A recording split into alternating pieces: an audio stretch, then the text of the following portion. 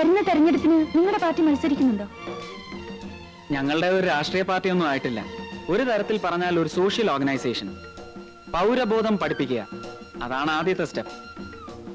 ഞങ്ങൾ ഇലക്ഷന് നിന്നാൽ കുറഞ്ഞപക്ഷം ഗിരിവർഗ കോളനികളിലെങ്കിലും ഭൂരിപക്ഷം കിട്ടും. സ്വന്തം അവകാശങ്ങൾ എന്താണെന്ന് അറിഞ്ഞൂടാത്ത ഒരു സമൂഹത്തോട് വോട്ട് ചോദിക്കുക. It's A social cheating. നമുക്ക് കൂടുതൽ അറിവും വിവേകവും ഉണ്ടാകുമ്പോൾ നല്ല ഭരണം താനേ വന്നോളും. അതിന് വിപ്ലവത്തിന്റെ ഒന്നും ആവശ്യമില്ല. അതാണ് പുതിയ തിയറി. ആരുടെ തിയറി? എന്റെ അല്ല, സായിപ്പിന്റെ. ഒന്നാലോചിച്ചാൽ നാണക്കേടാ. നമ്മുടെ കാട്ടിയാദിക്കാരെ നന്നാക്കാൻ ഫോറിൻ പ്രത്യേക ശാസ്ത്രം. എന്നെ വിളിക്കുന്നില്ലേ? വിളിക്കാം, സമയമാവട്ടെ. ഒരു സ്കൂളും വെൽഫെയർ സെന്ററും ഒക്കെ തുടങ്ങണമെന്നുണ്ട്. ഫൈനാൻസ് ആണ് പ്രധാന പ്രശ്നം.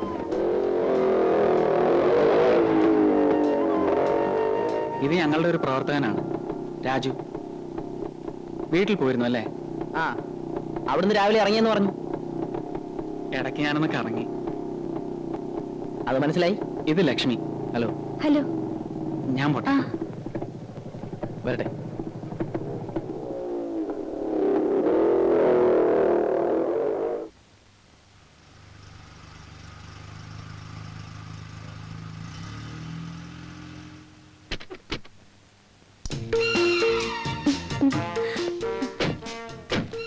ഹലോ ലക്ഷ്മി.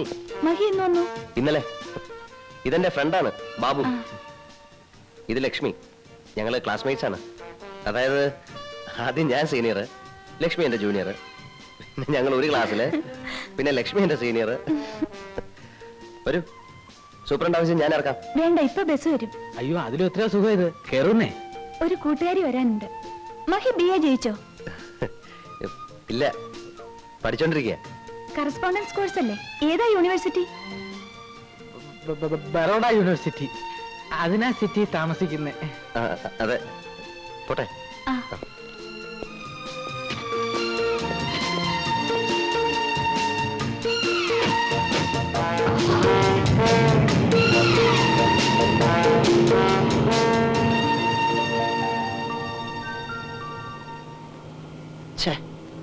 മാനം പോയല്ലോടാ.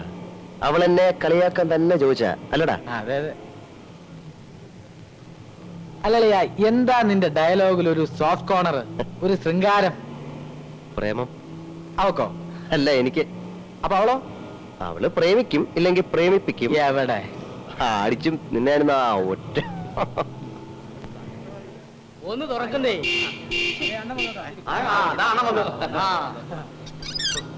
ഇപ്പൊ തുറന്നല്ലോ അല്ലേ?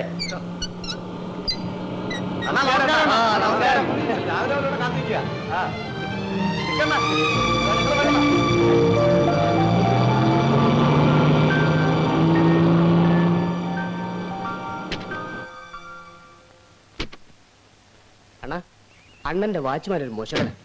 രാവിലെ മുതൽ ഞങ്ങളിവിടെ നിൽക്കുക. എന്നാ ഗേറ്റ് ഒന്ന് തുറന്നു തരാൻ പറഞ്ഞു, തുറന്നില്ല. എന്നാ ഈ 2 ദോശയും ചായയും പുറത്തേക്ക് തരാൻ പറഞ്ഞു, അതും തന്നില്ല. കാഞ്ഞ വയറാ. നിനക്കൊക്കെ വെച്ച് വിളമ്പി തരാൻ ഇതെന്തോ കൊട്ടാരം വക ഊട്ടുവരെയോ? അപ്പോ അണ്ണൻ വലിയ രാജാവാണെന്ന് പറയുന്നതോ? ഡാടാ, കൂടുതൽ സോപ്പും വേലയൊന്നും വേണ്ട. വന്ന കാര്യം എനിക്ക് മനസ്സിലായി. കോളേജ് ഇലക്ഷൻ നടന്നു, പതിവ് പോലെ നിങ്ങൾ തോറ്റു. ഇന്ന് യൂണിയൻ ഉദ്ഘാടനമാണ്. അത് കല്ലെറിഞ്ഞ് കലക്കണം അല്ലേ? അതെ. അയ്യടാ, ഞാനില്ല. ഞാനിതൊക്കെ നിർത്തിയിരിക്കുക. ദൈവനോട് ചോദിക്കേ. അച്ഛൻ തമ്പുരാൻ ഇന്ന് രാവിലെ എന്തോ പറഞ്ഞേ? പിന്നെ ഒരു അലമ്പിലും ചെന്ന് പെടരുത്, പുണ്യാളനായി ജീവിച്ചോണം, എന്തോ പാര വരുന്നുണ്ടെന്ന് കേട്ടോ? ഞാൻ രാവിലെ കുളിച്ചു തൊഴുത് പുണ്യാളനായിട്ട് ഇവിടെ വന്നിരിക്കുന്നു. ദയവ് ഇതെന്നെ പിഴയാക്കരുത് പ്ലീസ്. ഇത് റിക്വസ്റ്റാ. ഇവിടെ നിറഞ്ഞില്ലെങ്കിലും ഒന്ന് ലീഡ് ചെയ്ത് തന്നാ മതി. Just A moral support. അത് തന്നെയുമല്ല, മുഖ്യമന്ത്രി എറിയാൻ കിട്ടുന്ന ഒരു സുവർണാവസരമാണിത്. ഇവിടുന്ന് എറിയുന്നത് കാണാൻ ഞങ്ങളുടെ കൂട്ടത്തിൽപ്പെട്ട പെണ്ണുങ്ങളെല്ലാം കാണും. സുധർമ്മ, മേരി ജോൺ, നമ്മുടെ ജെസി.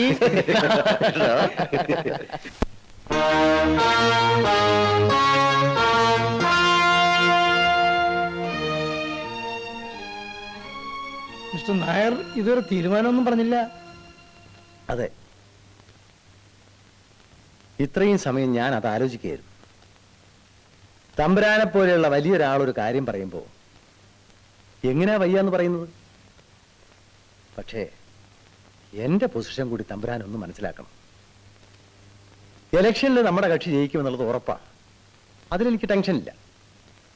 കാരണം പ്രതിപക്ഷത്തിന്റെ കുഴി അവർ തന്നെ തോണ്ടിയിട്ടുണ്ട്.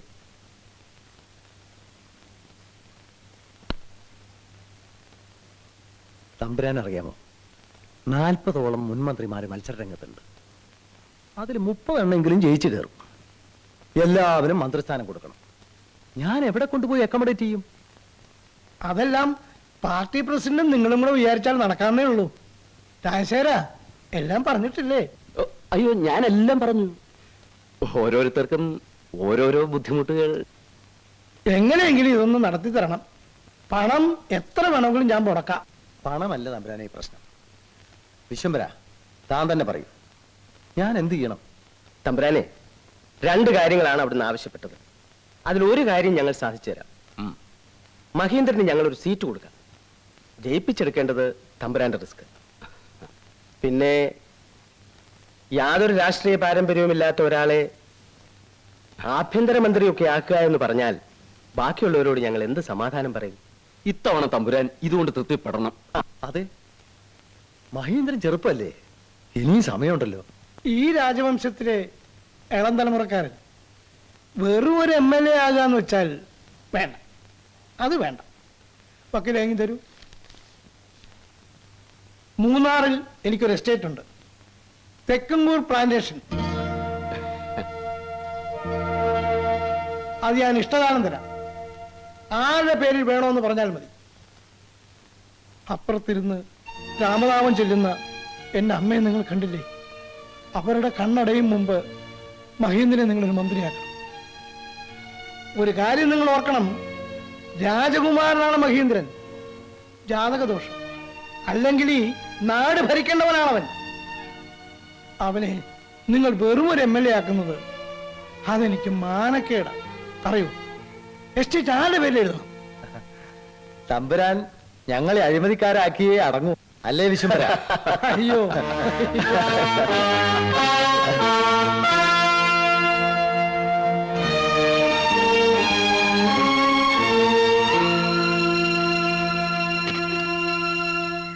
ഞാൻ വാക്ക് പറയുന്നില്ല. പോരാ, വാക്ക് പറഞ്ഞാൽ ഞാൻ ഗണിച്ചിരിക്കുന്നു. ഒരു ഒറ്റ വർഷത്തേക്ക് നിങ്ങൾ അവനെ കസേരയിൽ നിർത്തിയാൽ മതി. അത് കഴിഞ്ഞ് എടുത്ത് കളഞ്ഞോളൂ. തമ്പുരാൻ ഞങ്ങളെ വിഷമിപ്പിക്കും. ആട്ടെ, മഹീന്ദ്രൻ ആളെങ്ങനെയുണ്ട്? ഞാൻ കണ്ടിട്ടില്ല. നാളെ അവനെയും കൂട്ടി ഞാൻ TV-യിലേക്ക് വരാം. രാഷ്ട്രീയത്തിൽ ഇറങ്ങാനുള്ള യോഗ്യതകളൊക്കെ ഉണ്ട്. ശരി, പോട്ടെ.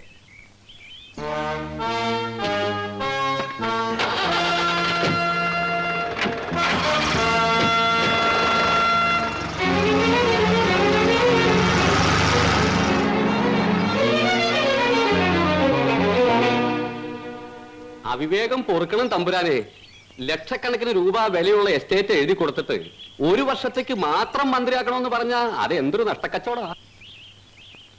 1 കൊല്ലം അവൻ അവിടെ നിന്ന് ഇരുന്ന് കിട്ടിയാ പിന്നെ ദേവേന്ദ്രൻ വിചാരിച്ചാലും അവനെ അവിടെ നിന്ന് ഇറക്കിവിടാൻ സാധ്യമല്ല. അവൻ എന്റെ മകനാ. മനസ്സിലായോ ഏപ്യ? ഞാൻ ആരാണെന്ന് തനിക്കറിയില്ല. മര്യാദയ്ക്ക് എന്നെ എന്റെ സ്വന്തം ജാമ്യത്തിൽ ഇറക്കി വിടുന്നുണ്ടോ? ഇല്ലെങ്കിൽ ദേണ്ട തന്റെ ആ തൊപ്പി ഞാൻ തെറിപ്പിക്കും. മിണ്ടാതെ കിടക്കണ അവിടെ. എന്തോ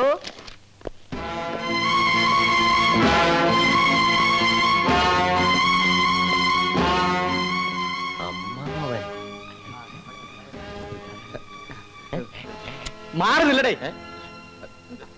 മാറി നില്ലടേ, മാറിക്കടേ. എന്തോ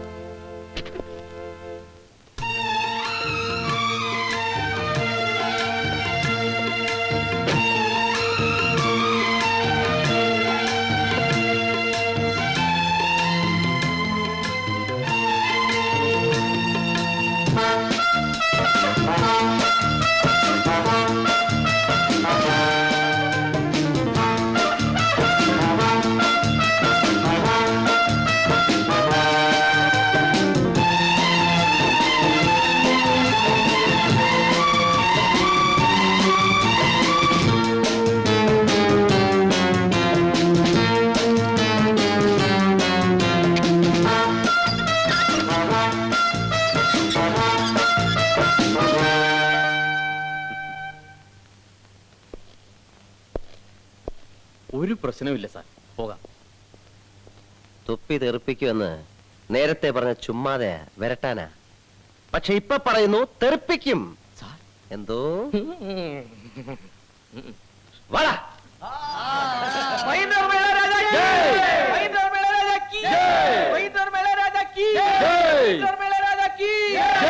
എന്റെ അമ്മച്ചി